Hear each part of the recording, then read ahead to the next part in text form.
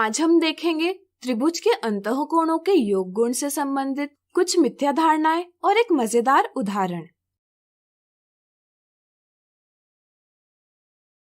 मिथ्या धारणा 1। दर्शाए चित्र में एक सीढ़ी दीवार के साथ 40 डिग्री का कोण बना रही है। अगर दीवार भूमि तल के साथ 90 डिग्री का कोण बनाती है तो ज्ञात कीजिए कि सीढ़ी और भूमि तल के बीच के कोण का माप क्या होगा। यहाँ बच्चे यह तो ठीक प्रकार से समझ लेते हैं कि दीवार और भूमि तल के बीच कोण 90 डिग्री है, लेकिन वे अज्ञात कोण ज्ञात करने में कुछ गलतियां करते हैं। जैसे कुछ बच्चे समझते हैं कि त्रिभुज के सभी कोणों का योग 360 डिग्री होता है। वे ज्ञात कोणों के योग को 360 डिग्री में से घटाते हैं और अज्ञात कोण का माप प्राप्त करते हैं 230 डिग्री। इस समझ से दिया गया जवाब ऑप्शन 1 यह गलत जवाब है। इसी तरह कुछ बच्चों की यह मिथ्या धारणा होती है कि अगर किसी त्रिभुज में एक कोण का माप 90 डिग्री हो तो बच्चे दोनों कोण बराबर होते हैं। इस समझ के साथ वे सोचते हैं कि अज्ञात कोण का माप भी 40 डिग्री ही होगा, इसलिए वे ऑप्शन 2 का चयन करते हैं। लेकिन यह भी एक गलत जवाब है। सही समझ यह है कि यहाँ हम त्रिभुज के अंतःकोणों के योग के गुण का प्रयोग कर सकते हैं, जो हमें बताता है कि त्रिभुज के सभी कोणों का योग 180 डिग्री होता है। इसलिए हम कह सकते हैं कि 90 डिग्री धन 40 डिग्री धन अज्ञात कोण का माप बराबर 180 डिग्री, यानी कि अज्ञात कोण का माप बराबर 180 डिग्री ऋण 90 डिग्री धन 40 डिग्री बराबर 50 डिग्री। इसलिए सही जवाब है ऑप्शन 3। मिथ्या धारणा 2। राहुल और मीना समबाहु त्रिभुज यानी इक्विलैटरल ट्रायंगल के संदर्भ में बात कर रहे थे।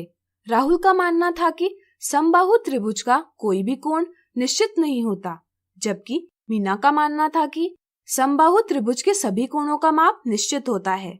पता कीजिए दोनों में से कौन सही है। कुछ बच्चे त्रिभुज के अंतःकोणों के योग गुण यानी angle sum property of triangle का प्रयोग करना नहीं जानते। उन्हें यह तो ज्ञात होता है कि समबाहु त्रिभुज की सभी भुजाएं बराबर होती है एवं सभी कोण बराबर होते हैं, लेकिन वे यह समझ नहीं पाते कि जब तीनों कोण बराबर है तो हर एक कोण का माप 180 डिग्री विभाजित 3 यानी कि 60 डिग्री आएगा। चलिए जानते हैं कि यह क्यों सही है। यहाँ एक समबाहु त्रिभुज है जिसके कोण है कोण 1, कोण 2 और कोण 3। त्रिभुज के अंतःकोणों के योग गुण से हम लिख सकते हैं कोण 1 धन कोण 2 धन कोण 3 बराबर 180 डिग्री है।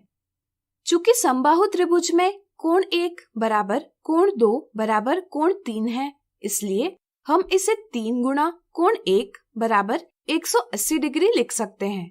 इसका अर्थ हुआ कोण 1 बराबर 180 डिग्री विभाजित 3 बराबर 60 डिग्री, यानी कि कोण 1 बराबर कोण 2 बराबर कोण 3 बराबर 60 डिग्री है। इस प्रकार समबाहु त्रिभुज के सभी कोण निश्चित होते हैं जिनका माप होता है 60 डिग्री। इसलिए मीना का मानना सही है, यानी कि ऑप्शन 1 गलत है और ऑप्शन 2 सही। अब चलिए एक मजेदार उदाहरण देखें। नीचे दिए त्रिभुज के कोणों के माप ज्ञात कीजिए। यहाँ कोण UST और कोण RSQ शीर्षाभिमुख कोण यानी वर्टिकली ऑपोजिट एंगल्स है, इसलिए दोनों बराबर हैं। इससे हमें ज्ञात होगा x बराबर 36 डिग्री। इसी तरह दी आकृति में कोण PQS त्रिभुज QRS का बाह्य कोण है। कोण QRS और कोण RSQ कोण PQS के सम्मुख अंतःकोण यानी इंटीरियर ऑपोजिट एंगल्स है। किसी भी त्रिभुज का बाह्य कोण यानी एक्सटीरियर एंगल अपने दोनों सम्मुख अंतःकोणों के योग के बराबर होता है। इसलिए कोण PQS बराबर कोण QRS धन कोण RSQ, यानी कि 120 डिग्री बराबर y धन x, यानी कि y बराबर 120 डिग्री ऋण x।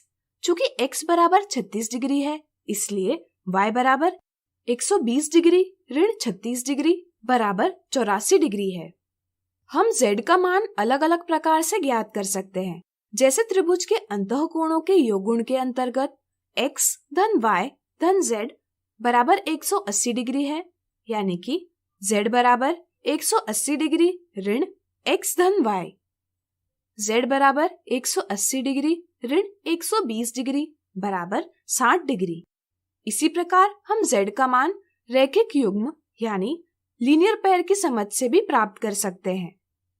जैसे यहाँ z धन कोण PQS बराबर 180 डिग्री, यानी कि z बराबर 180 डिग्री ऋण कोण PQS, इसलिए z बराबर 180 डिग्री ऋण 120 डिग्री बराबर 60 डिग्री। तो आज हमने देखी त्रिभुज के अंतःकोणों के योग गुण से संबंधित कुछ मिथ्या धारणाएं और एक मजेदार उदाहरण।